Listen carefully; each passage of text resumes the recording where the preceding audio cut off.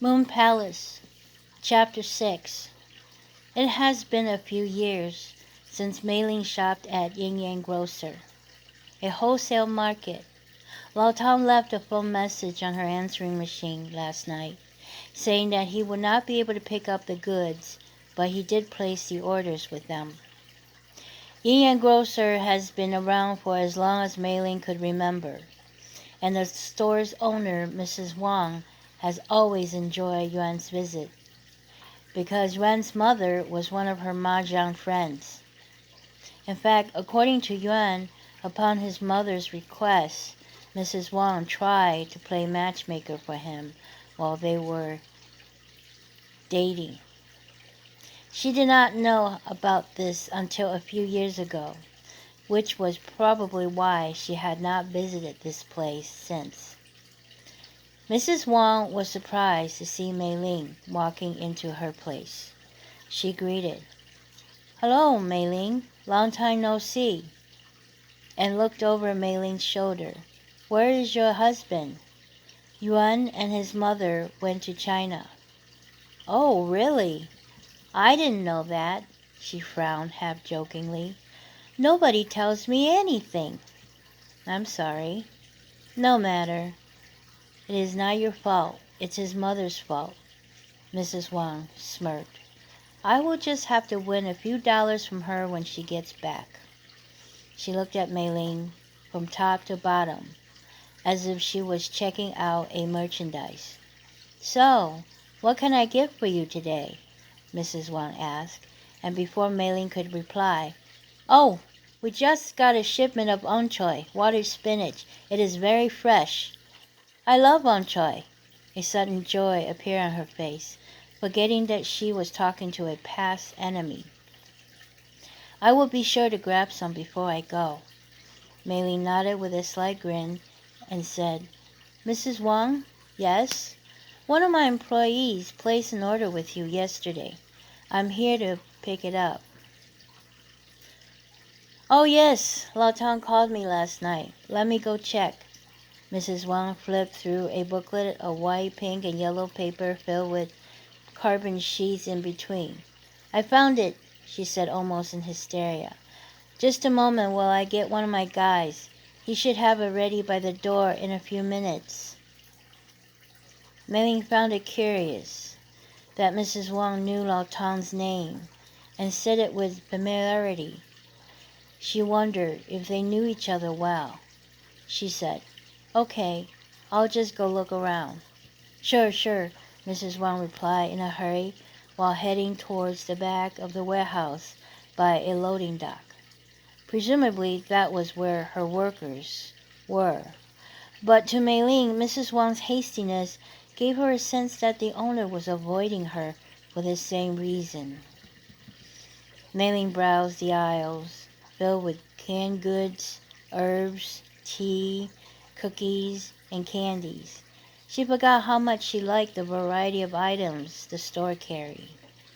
She picked up a can of grass jelly and put it in her cart.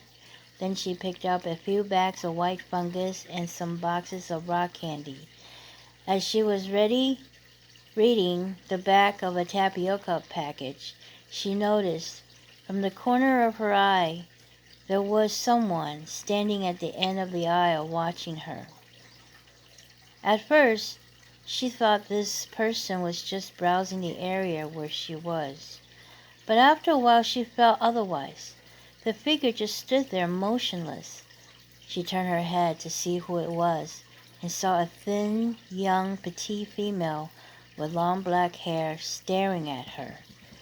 Mei Ling was startled but curious. When she was just about to approach the woman turned and disappeared. Why was this woman looking at her? Have they met before? Mei Ling pushed her cart towards the next aisle in hope to see her again, but no one was there. Mei Ling passed by all the aisles and still no sight of her. Maybe it was just her imagination. God knows she hasn't been sleeping well. As she headed to one of the registers, her eyebrows raised. Wei Long was standing by the entrance chatting with Mrs. Wang. She wondered what he was doing here. She was not sure whether she should say hi or not. She kept her head down, and as she put her items on the conveyor belt, someone approached her. She looked up. "Hi," he said with a smile, looking as if he was happy to see her. "Wei Long," Mei Ling acted surprised, while noticing how clean his face looked. He must have shaved this morning. His eyes were still deep, but they seemed brighter and more cheerful. His shirt seemed new, and so were his jeans and his shoes. She asked with a grin, "What are you doing here?" "I'm here to pick up my last paycheck." "Oh, this is where you worked?" "Yes." Yuan already told her the night before, but she did not want to look presumptuous. "Are you here to pick up items that Lao Tang placed yesterday?" "How did you know that?" "He placed the call while I was still with him at the restaurant." Mei Ling nodded and noticed the checkout girl was getting impatient, so she quickly put the rest of the items on the belt. She went to her purse to pull out some cash while Wei Long stood there watching her. She noticed he was much taller than she realized. His chest was at her height. His shoulders were much wider for someone slender as he. He stood there in silence, as if to wait for her to say something, but she really did not know what to say other than to say the most obvious. She looked up, and their eyes met right away. Apparently, he did not take his eyes off of her. She asked, "Would you like a ride to work?" He smiled. "That would be great, thanks." Wei Long's smile was transcendent. Even the checkout girl was looking at him. Maybe the checkout girl knew him, but they did not greet one another. And when she began to shift her eyes from him back to Mei Ling, and back to him again, Mei Ling felt unease. "Here, let me help you," he said, as he reached over and grabbed the bags from her hands. "Thank you," Mei Ling smiled, and saw Mrs. Wang waving at her. Mrs. Wang pointed at a man who was standing by the front with a cartload of produce. She said, "My guy has your stuff over there. He will help you carry them to your car." She handed the receipt to Mei Ling and winked at Wei Long. "You be good to your new boss, Wei Long. I'm sure they are much nicer than me." She laughed wholeheartedly. Wei Long nodded and grinned. Mei Ling paid her bill and was just about to say goodbye to Mrs. Wang when she interjected with an inquiry. She asked when Yuan and his mother will return, and Mei Ling politely answered. As she stepped out of the market with Wei Long and the man with a cart filled with her produce, she looked back for a moment to see if she could spot that strange woman again. Mei Ling pulled out of the parking lot, with Wei Long sitting next to her. She felt awkward while trying to pay attention to the road. Just as she stopped when the traffic light turned red, Wei Long turned to her and asked, "Did you forget to buy something else before you left?" His question caught her off guard. She gripped the steering wheel a bit tighter. "No, why?" "I saw you looking back at the store." "Oh." She did not know she was that obvious. "It was nothing," she replied, and said, "I was surprised to see you there." Wei Long leaned back and said, "Yeah, that sure was a coincidence." He looked out the window and tapped his lip with his index finger. "How long did you work there?" "About a year." "As soon as you came here?" "Yes." "What did you do there?" "Same thing what that guy just did for you at the market." No wonder he looked like the way he did Sunday, and his broad shoulders must have come from lifting those heavy boxes.